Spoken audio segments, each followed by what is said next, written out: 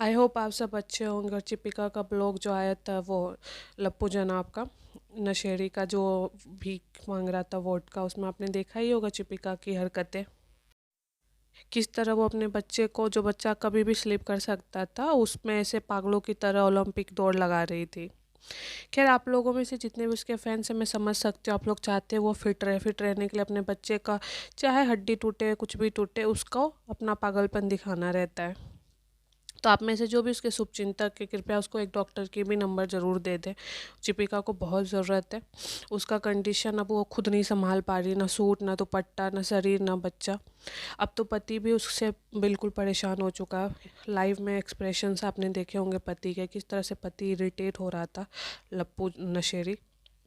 खुद का डांस पति से संभल नहीं रहा, पत्नी से खुद का बच्चा, खुद का शरीर नहीं संभल रहा। तो ऐसे में एज अ शुभचिंतक आप लोग प्लीज़ जाते हैं जब उनको गिफ्ट देने, तो एक साथ में एक डॉक्टर का नंबर भी दे दें, बहुत ज़रूरी है। अभी तक हम लोग जब कह रहे थे कि धूप की ज़रूरत पड़ती है, देखिए धूप से क्या होता है ना, दिमाग पे रोशनी आती है। जब धूप की किरणें आपके दिमाग पे आएगी तो आपका दिमाग का बल्ब जलेगा।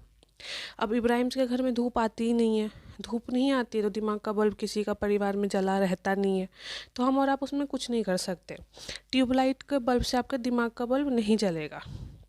उस घर में सभी का मतलब जो मेंटल स्टेट है वो दिख रहा है कि धूप की कमी से काफ़ी हिला हुआ अंधेरा कायम है। तो आप में से जिसको भी लगता है कि आप लोग उनकी मदद कर सकते हैं, बिल्कुल करिए। अभी उनको, इब्राहिम्स को आपकी मदद की बहुत ज़रूरत है। अब आते हैं कि क्या क्या हुआ उस लाइव में। तो मैं अपने जितने भी सब्सक्राइबर उनको बोल दूँ कुछ नहीं हुआ, भीख मांगा गया है, भीख मिल जाएगा, क्योंकि उनकी घर की रोटियां भीख मांगने से ही चलती हैं। जो गुरूर था, घमंड था, भगवान ने साल नहीं लगाया उनका तोड़ने में। तो भीख मांगा गया एज यूज़ुअल। मार्क्स कमाए हैं, क्योंकि जो शरीर है लप्पू नशेरी का, नशा कर कर के जो पत्थर बन गया, वो पत्थर पिघल नहीं पा रहा है इतने महीने में भी। तो भीख दे दिया गया होगा उनके सब्सक्राइबर के थ्रू, क्योंकि उनके सब्सक्राइबर को भी पता है कि क्या स्टेट है, क्या स्टेज है, भीख मांगने में भीख दिया जाता है, तो दे दिया गया दया करके। अब आते हैं कि और क्या क्या हुआ।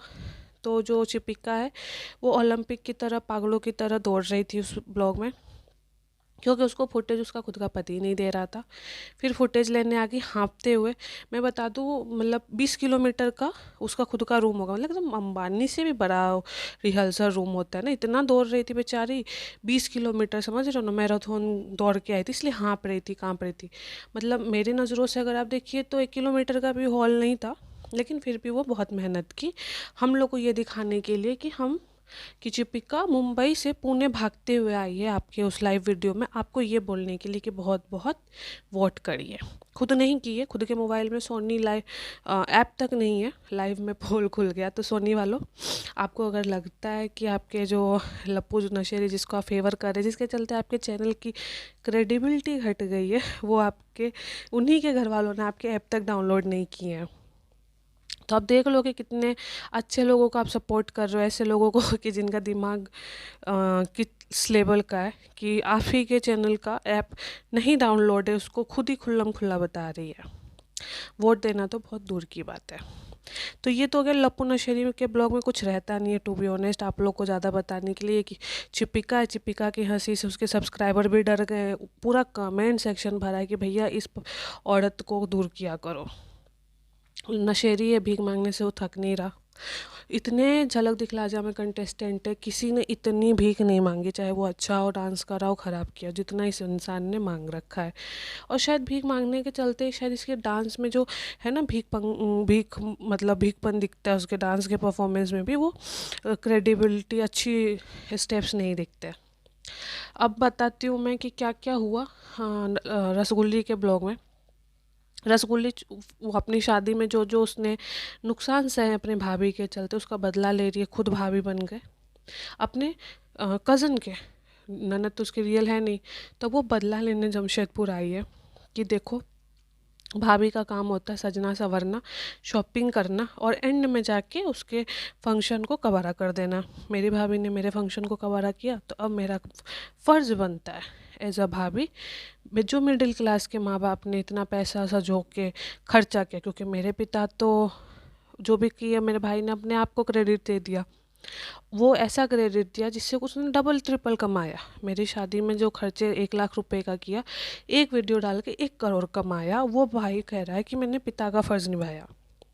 तो मेरे से एक बात बताना रसगुल्ली, कि जो जमशेदपुर के माता पिता भाई बहनों ने खर्चा किया, मान लो जो भी, उनको तो वसूल होगा नहीं, तो फिर वो लोग कैसे माँ बाप है?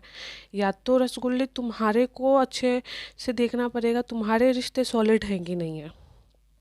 तुम्हारा पति तुम्हारे पैसे पे, तुम्हारा भाई ने शादी तुम्हारे ही कंटेंट को दिखा के तुम्हारी शादी करवाई, तुम्हारे पिताजी को तुम्हारे साथ मुद्दा आना है कि नहीं आना है ये तुम्हारा भाई डिसाइड करता है, तुम्हारी मम्मी को तुम्हारे साथ दुबई जाना है कि नहीं जाना है, तुम्हारी मम्मी तुम्हारे भाई पे डिपेंडेंट है। तो अब रसगुल्ले तुम्हारे पास अगर समय मिलता है, धूप क्योंकि तुम थोड़ा बहुत ले लेती हो, इतना ट्रैवल करती हो, ना चाहते हुए भी सूरज की किरण तुम्हारे सर पे पड़ती होगी, तुम्हारा दिमाग का बल्ब जलता होगा, तो एक बार शांत मन से सोचना, क्योंकि शांत तुम रहती नहीं हो, इतना खाना खाई रहती हो, तेल तुम्हारे अंदर इतना कि जब सूरज की किरण तुम्हारे शरीर पर पड़ती है तो तेल लगता है उबलने। इन आप लोगों को एग्जांपल देती हूँ, ये लोग क्या खाते हैं, तेल मसाला छोले भटूरे चिकन मटन और पता नहीं क्या क्या, उसमें क्या रहता है, तेल।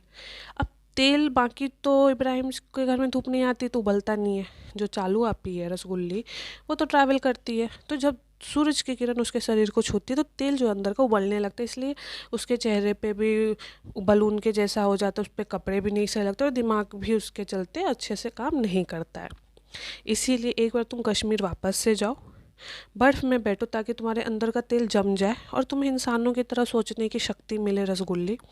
फिर सोचो कि तुम्हें जो जो रिश्ते मिले, जैसे कि तुम मतलबी हो या नहीं वो अभी एक साइड करते हैं, तुम्हारे आसपास 2-4 रिश्ते मैंने देख लेती, तुम्हारा पति तुम्हारे पैसे पे, तुम्हारे माता पिता को तुम्हारे भाई के बिना कहीं आना जाना नहीं है, जैसे कि उन्होंने तुम्हें जन्म दिया ही ना हो, तुम आसमान से टपके, जैसे कि चिपिका का बच्चा आज तक मिस्टेरियस है कि वो 9 महीने कहाँ कब आए कब गए, कैसे आया कैसे नहीं गया, मंगल ग्रह पे, इसलिए हम लोग कहते हैं कि वो मंगल ग्रह का वासी है, मंगल ग्रह से चिपिका लाई है क्योंकि खुद भी मंगल ग्रह की है।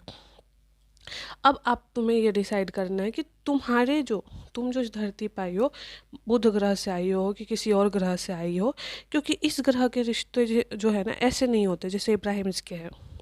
बिल्कुल सही कहते हो, तुम लोग प्यार बांटते हो, प्यार तुम्हारे लिए और धरती के लिए जो है बहुत अलग है। हमारे लिए जो प्यार शादी होता है वो जो जमशेदपुर के माता पिता कर रहे हैं तुम्हारे ननद का, उसको कहते हैं रिश्ते प्यार। जिस नज़र से तुम्हारा भाई है तुम लोग प्यार बांटते हो, प्यार बांटिए ये करिए वो करिए, उसमें होता है कि प्यार 1 लाख का बांटिए और जिसको बांट रहे हैं उससे 1 करोड़ मिनिमम कमाइए। तो प्लीज़ शांति से बैठ के आप लोग ये सोचना, यही है प्यार का डेफिनेशन।